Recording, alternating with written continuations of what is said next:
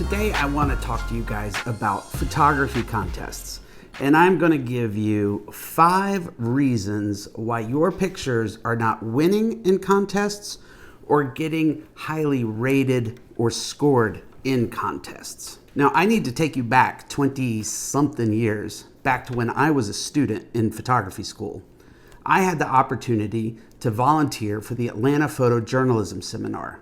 They are the longest continuously running photojournalism seminar in the United States. And every year they have a huge photography contest. My very first job as volunteer was to help sort all of the slides that came in for the contest. Hundreds of photographers from around the world would send in thousands of pictures to be put into this contest. And when I started with them, they were all on slides and they all had to manually be placed into carousels. During the weekend of the conference, what would happen is we'd have 2 days of judging.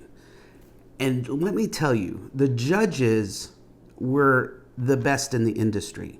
These were award-winning photographers, directors of photography, and photo editors. And when I say award-winning, I'm talking about POI, I'm talking about Pulitzer. People who came to teach and to speak at the conference were the judges. And my job was to sit in the back of the conference room with the slide projectors, clicking through each photo of each category as a panel of 3 judges would take a look at the pictures and judge whether they were in or out. Now, how this contest was run and how many contests I've been a part of since have been run is there's typically a first cull. There's a first going through the entire category, taking a look at all the pictures, and 2 outs means the picture's out. So you pop a picture up on a screen, the judges look at it, and if 2 of those 3 judges say out, that means the picture is out.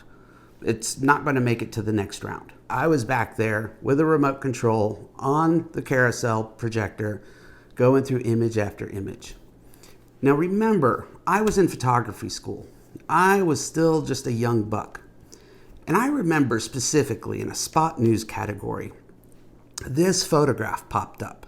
It was of a firefighter holding a fire hose. And he was like spraying water on this house that was just engulfed in flames. It looked, let me see if Unsplash has anything for us.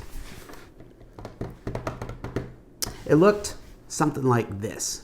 It wasn't that picture, but it was this really dramatic picture of like a house fire and the fire hose and the fireman and just, wow, it looked so amazing. I felt like I could feel the heat coming off of that photograph. That photo was not on the screen 1 second, and I heard 3 outs. 3, not 2, 3. Out, out, out, out. And I'm like, this picture? This picture's awesome. Like, I'd give a couple of organs to have that picture in my portfolio. Did I hear out? Yes, out. So that's 1 out? Nope, that was 3 outs on this picture. And those judges were like turning back, looking at me, and I'm back there at the slide projectors, and I'm just like, this one? This is awesome. And they were like, yes, that was not 1 out, that was 3 outs. It's out. Okay, click to the next one. And for the next 2 days, 12 to 14 hours a day, it just went on like that. Out, out, out, out, out, out. Out. After those 2 days of sitting through thousands of photographs getting judged, I was frankly kind of angry. I thought, those cynical, bitter people who've just forgotten what photography is about. There were so many amazing pictures that just, they never had 1 second of life in this contest. Not a second. Just up on the screen and out it went. You know, there's always some clunkers. You can tell, like, oh, of course that picture's out. That's a horrible picture. And then the other crazy thing from that first year of working with that contest was which photos won. I mean, some of them were clearly, oh, that's an amazing photograph. Wow. Yeah, okay, I can see how that won. But This picture, I saw other pictures that were way better than that picture that didn't ever have a chance of winning. But that one won. I don't get it. And that's the thing. I was young. I was inexperienced. I didn't get it. I continued volunteering with that conference for the next 10 years, up to the point where I was on the board of directors and I was in charge of the entire contest from start to finish. And let me tell you, the things I learned running that contest, probably the most important things I've learned in my life as a photographer. What I didn't understand as a student was just how many images these veteran photographers and editors and photography directors have seen in their lives. They've seen it all.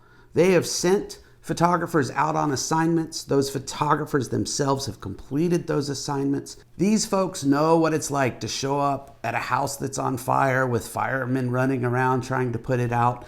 And they know that you put a 200 millimeter lens on your camera, you compress the background in the foreground, and you get the silhouette of the firefighter and the fire hose and the water and the flames. And that is the expected, easy photograph to get when you're there on the scene. And during those 10 years of working with the Atlanta Photojournalism Contest, I cannot tell you how many pictures I have seen of silhouetted firefighters against some structure that's on fire. I've seen hundreds and hundreds of them. I had the opportunity a few years back to go back to the seminar, teach a workshop, and I got to judge a few of the categories. These are some of the categories I used to run as a student volunteer. And I was one of those jerks up front going out, out, out, out, out. That one, no, out, out, out. The thing is, there's the expected photo and then the unexpected photo. And it's those unexpected photos that will capture a judge's attention, will make them stop for a second. And before they say out, they want to ponder that picture. They go, oh, I bet this was at this kind of assignment. And that's not the picture I would expect someone to, that's, the regular picture someone's going to shoot. You show up at an assignment, you shoot the easy picture A, easy picture B, intermediately difficult to find picture C. But then how further can you go? How deeper into that story or to that event or to whatever is unfolding in front of you? How can you find a picture that no one else was expecting to come out of that? And it be compelling and it be technically done well and on and on and on, all the other things. Those kind of pictures will stop judges in their tracks. Let me get my notes. Let me go through 5 reasons your pictures are either not scoring highly or they're just not placing well in contests. And then I'll give you a bonus 6th reason at the end. Number 1, and this is the easiest thing in the world, but very difficult for some photographers to follow, is you're putting your photo in the wrong category. If you're entering into a contest that has multiple categories, you need to make sure that your photo fits the category you're entering it into. What my philosophy is, and the philosophy of many people who organize contests, is if you can't follow the simple directions to categorize your work, then you're out. We aren't going to take the time to try to figure out which category it should be in, put it in that category, and then judge it. Because sometimes that category has already been judged and worked out. And then we're on to this next category, and here comes this picture that should have been in a previous category we've already judged, but you put it in the wrong category, out. Number 2, your clients are not photography judges. Now let's say you've shot a wedding, or you've shot some portraits or something for a client, and you've delivered these pictures to the client, and your client is just overwhelmed with emotion. These are the greatest portraits of them they have ever seen. They are crying because they can't believe how beautiful you've made them look. They are looking back at their wedding day. They put in a huge order and they want 15 albums. You're the greatest photographer and they're telling all their friends to hire you. That's awesome. That's fantastic. That's what you want. Doesn't mean you'll win a photo contest with those pictures. They may be good pictures. They may even be pretty great pictures. But will they win in a contest? Will they stand up to the cream of the crop? These judges know what it takes to get the job done. And they may very well say, wow, this photographer did a really great job on this. But it's not winning this contest. It's good. It's solid. But it's not first place. It maybe not even be honorable mention. And that kind of sucks. But your client's like crying tears of joy over it, and you can't even get an honorable mention for it. That's okay. Don't worry about it. You didn't place. So it's going to push you a little harder next time. Number 3 reason you're not winning contests is you're following trends. So let's say a contest is coming up and you say, I want to enter this contest. And you go back into the previous year winners and you look at what's won before and you see this kind of trend or something like, oh, they seem to really like this style of post-production or this style of posing or this style of composition or whatever. And then you're like, I'm going to either find photos I've shot that match that style or look, or I'm going to go shoot pictures for that kind of look. If you are following a trend, if you're following something that has won contests before, you are already too late. You are already behind the 8 ball. Number 4, you are shooting specifically for contests. This is something I have seen time and time and time again. And I know that some people will disagree with me, and that's fine. And I know people who disagree with me and they make very valid points. And I go, you make a valid point.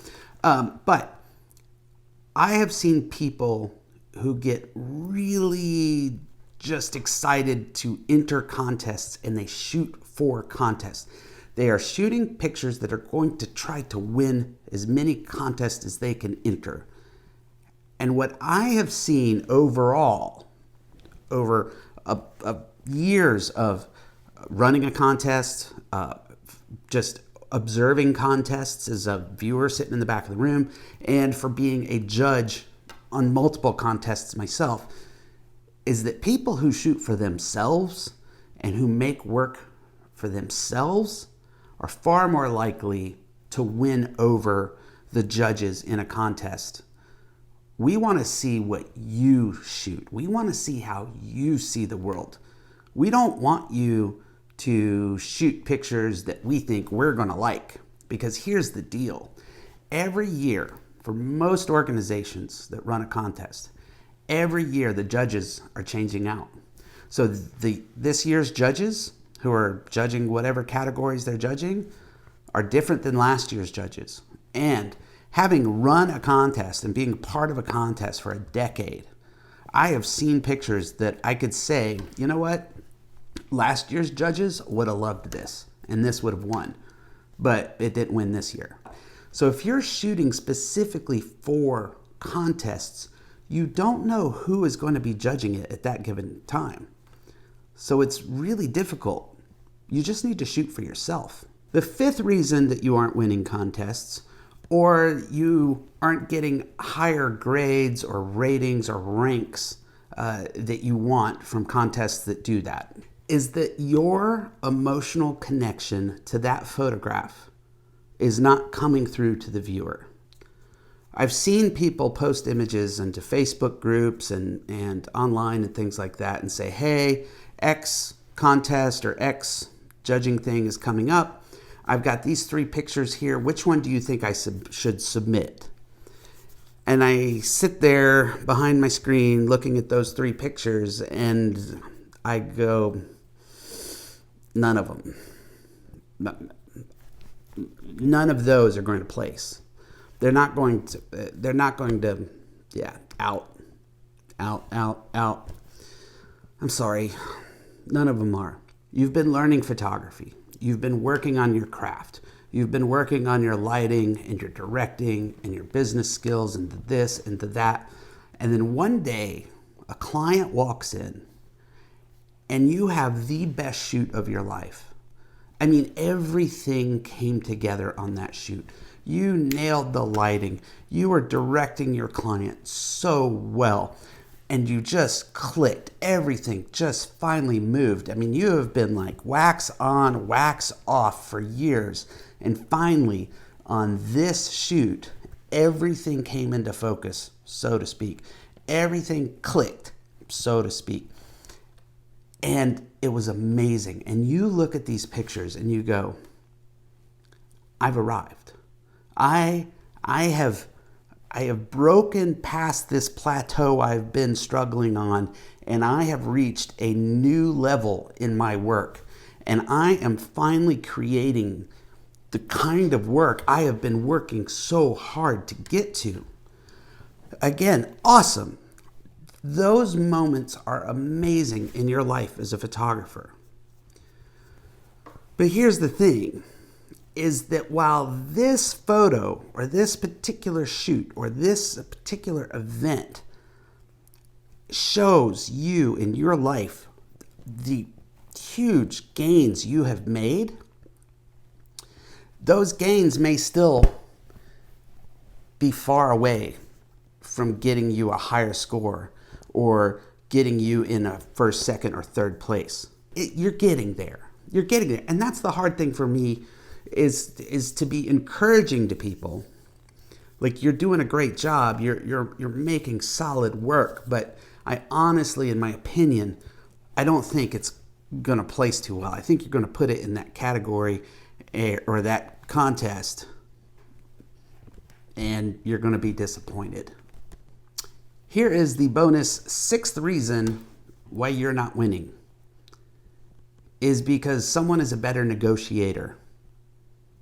What do I mean by that? This is how contests a lot of times work out.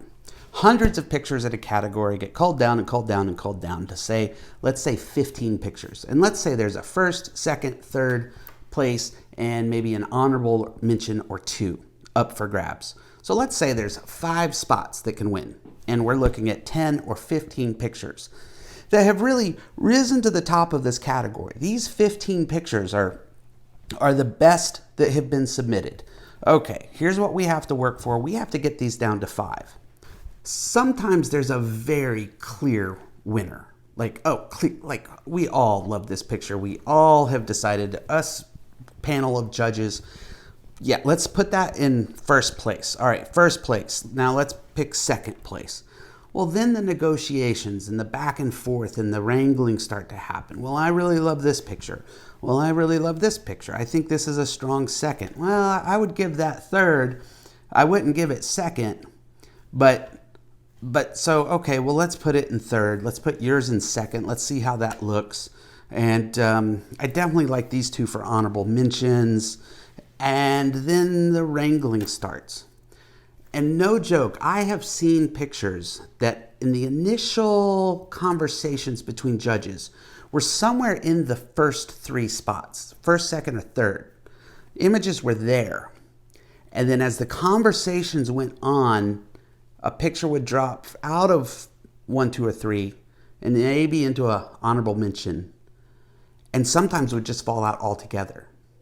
So there have been pictures I have seen sitting in a solid second place that by the time they call an end and say this is the final, it's not even an honorable mention anymore. I've also seen things happen like we'll be looking at the last 10 or so pictures, trying to get it down to the final, and then someone will say, do y'all remember that black and white picture that had like the dude standing here and there was a dog in the background? Oh yeah, I remember that. We cut that one out. Is there any way we could bring that picture back?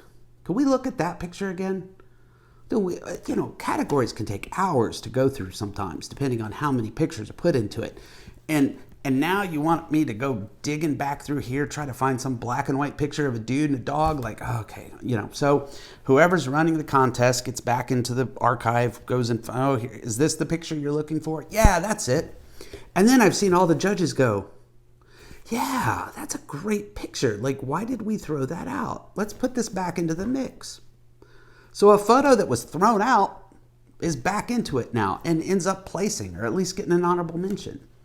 There have been times when I was running the contest for the Atlanta Photojournalism Seminar that I would take an extra step to my responsibilities and call photographers at times and say, hey, so-and-so, I just wanted to let you know you didn't win anything in the contest this year, but your picture of whatever was sitting there in the top 5 spots for a while, and so photo editor from such and such magazine really loved that photograph, and I want you to know that they were fighting for it, but in the end it didn't end up placing. But I just want you to know that you were in the running there for a while. So it was really solid work. Congratulations. That was your image put up a good fight, but in the end it didn't win. So sometimes you can have a really great image that, unbeknownst to you, if you're not there watching the judging live in person, it may have been in there in the mix for a while. It could have been 6th place, but there were only 5 spots to fill. Doesn't that suck? So you might just be sitting there thinking, why should I even bother? Why even bother like entering contests if it's just I suck, and even if I'm great, I may still not win? That's true, but contests can be good motivators. Contests can be, while I say don't shoot for contests, if there's something coming up and you say, I want to see where I stand in my industry, I want to see how my images would get scored or ranked, throw it out there. And you may be pleasantly surprised, like, wow, I got a really great rating on my picture, I got a high score, or I ended up 3rd place. Like, that's fantastic. So it can be kind of a motivator. And if you don't win, or if you get a low score, it's an honest assessment from people who are, quite frankly, very experienced in the field. And it may make you angry. It may depress you. You may feel sad about not winning or getting a low score. And I understand those emotions. Like, I get it. I myself enter into contests sometimes. I pay my fee. I send my photos in, and I never hear a thing. And honest to God, I'll see who won the contest, and I'll be like, that bullshit won the contest? Like, I didn't even place in that category, but that's 1st place? That's stupid. Like, I should have at least gotten something. Like, I feel that my work was like good stand there. But I go back through my little list that I'm telling you, and usually what catches me the most is number 5, is my emotional connection to that photograph did not translate to the viewers. I am very tied to that photo. That photo is important to me, and I really feel it's one of the most important photographs I have taken in my life. But that just doesn't translate. And in a field of thousands of other photographs, it just couldn't stand up to whatever won. You'll find a lot of people are very cynical about contests and think they're just simply a cash cow for these organizations. And that's not the case for many. Some, possibly, but for many that I've been a part of, the contests help fuel all the other good things that they are doing. So I will gladly pay the entrance fee if I think it's a viable contest and a viable organization. I hope this has been helpful. I hope that this hasn't made you too depressed. And I hope that this has given you a little bit of the behind the scenes of how contests work. They can be unruly beasts. And if you ever have a chance where you can sit kind of in the audience and watch a contest being judged, and you can listen to the judges talk about the work, it is some of the best education about photography you will ever get. Thanks for tuning in. If you would like to have some question answered, if you'd like to have your work critiqued, if you just want to chat about something, leave it in the comments below, and I will try to get to as many as I can. Thanks a lot, everyone. Bye. Bump, bump, bump. Let's hope that all recorded.